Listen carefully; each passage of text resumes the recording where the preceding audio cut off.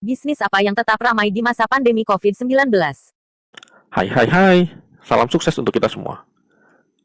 Kita sama-sama mengetahui pada saat ini masa-masa pandemi COVID-19, rata-rata semua lini bisnis mengalami penurunan. Pertama-tama yang mengalami penurunan yang paling signifikan adalah airline penerbangan. Ketika awal-awal terjadi COVID, penerbangan mulai dibatasi karena tidak boleh terbang dari satu negara ke negara lain, satu wilayah ke wilayah lain. Selanjutnya yang paling terpengaruh adalah pariwisata. Tidak ada perjalanan, tidak boleh berwisata. Pariwisata juga mengalami penurunan. Restoran juga terpengaruh, apalagi setelah lockdown. Setelah lockdown pun juga terpengaruh. Jadi setelah lockdown lebih banyak lagi yang terpengaruh, tempat-tempat hiburan, toko-toko. Ya, kita di Indonesia sangat beruntung sekali, kita tidak lockdown. Hanya kota-kota besar ada yang namanya PSBB, pembatasan sosial berskala besar.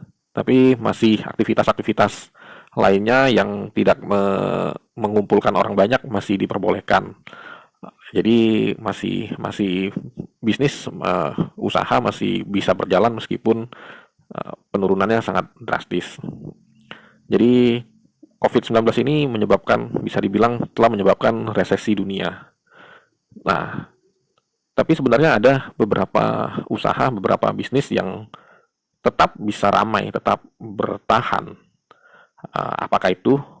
Nah, jadi pada hari ini saya dan Ko Alek berkesempatan jalan bersama dan kami melakukan sedikit survei singkat, survei dadakan mengenai pasar yang ada di Kota Jambi, mengenai kegiatan usaha di Kota Jambi. Jadi ini saya tampilkan dua buah video.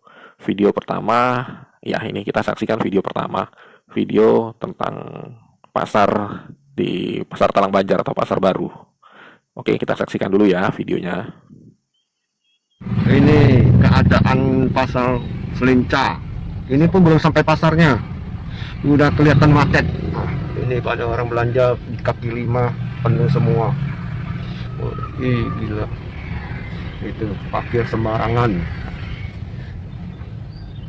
Oh, kayak jalan Bayu Lincir aja gini.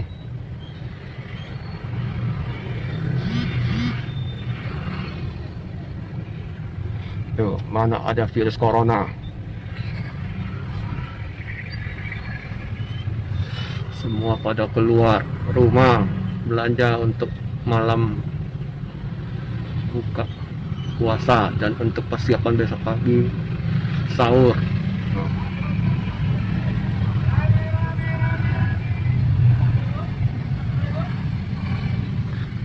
Ada cabai, pisang, tomat, kentang, sayur kol, jahe.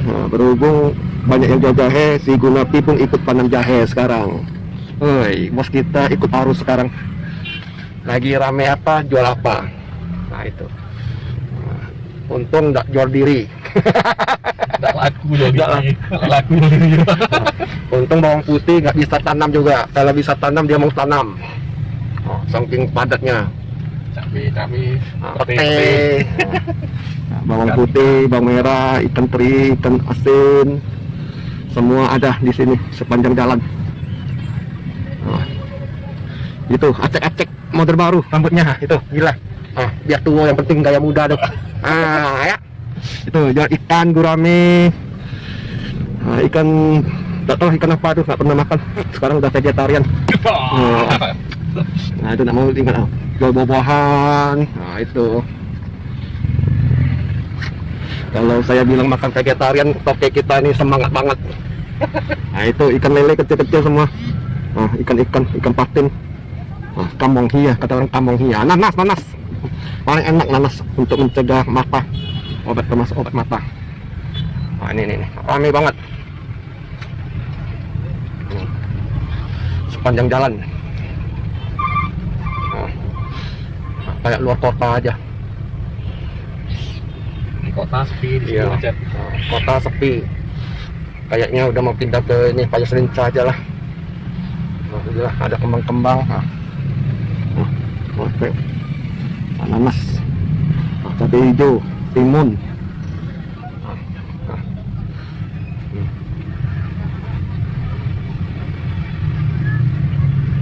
Ada jual ikan hias. Ikan hias.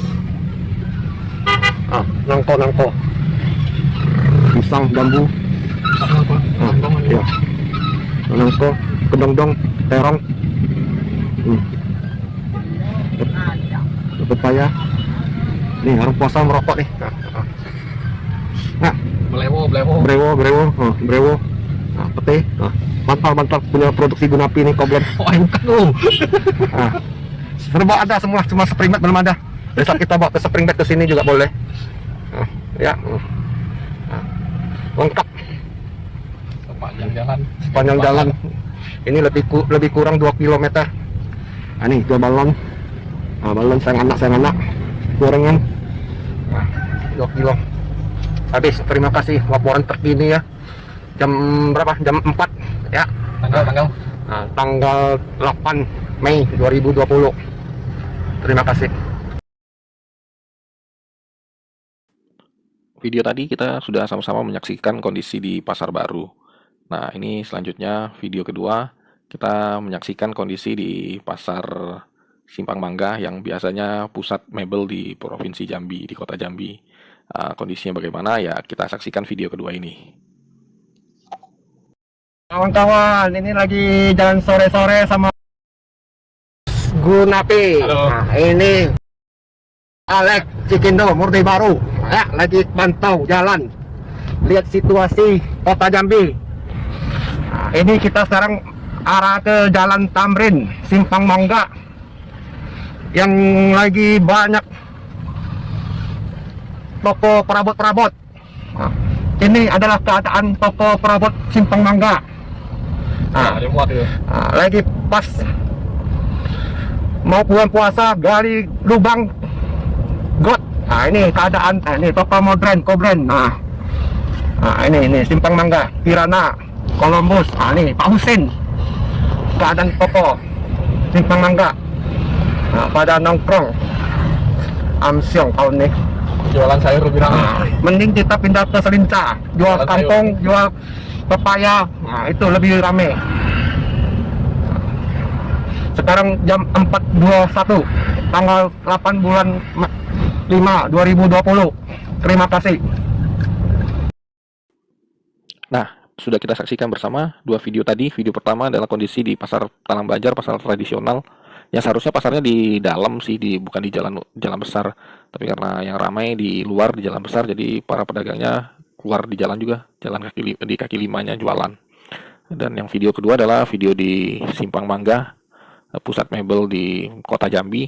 Kondisinya sangat terlihat jelas sekali. Di video pertama yang jualan sayur sangat ramai sekali. Sedangkan yang kedua, video kedua di jualan furniture itu sepi. Padahal sekarang adalah di bulan Ramadan, bulan puasa.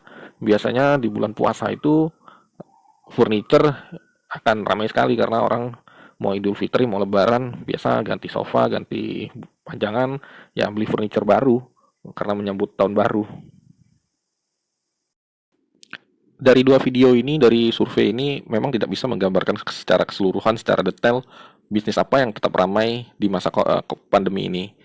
Tapi sudah bisa dilihat secara umum, secara sekilas bahwa bisnis yang ramai adalah jualan sayur. Kenapa begitu? Karena sayur merupakan kebutuhan pokok manusia. Bagaimanapun kondisinya, bagaimanapun keadaannya, mau resesi, mau pandemi, atau bagaimanapun manusia butuh makan. Jadi kebutuhan yang paling mendasar adalah makan. Jadi bagaimanapun manusia, kita semua akan memenuhi kebutuhan paling mendasar kita tadi, makan tadi. Makanya jual bahan makanan, bahan kebutuhan pokok itu masih tetap ramai di masa-masa seperti ini. Kesimpulannya, ya itu tadi, bisnis yang ramai adalah bisnis, usaha yang ramai adalah usaha di bidang kebutuhan pokok manusia, kebutuhan dasar manusia, makanan. Jadi kalau misalkan kita mau berbisnis, berusaha di masa-masa seperti ini, masa-masa resesi seperti ini, bisnis makanan, bisnis usaha makanan, ya mungkin makanan bukan berupa restoran, karena restoran sudah bukan kebutuhan dasar, itu udah kebutuhan kebutuhan sekunder. Yang benar-benar dasarnya adalah makan. Restoran sebenarnya udah kebutuhan gaya hidup. Kalau makan nggak mesti harus di restoran, ya di rumah, makan di rumah juga bisa. Apalagi sekarang di rumah saja slogan kita.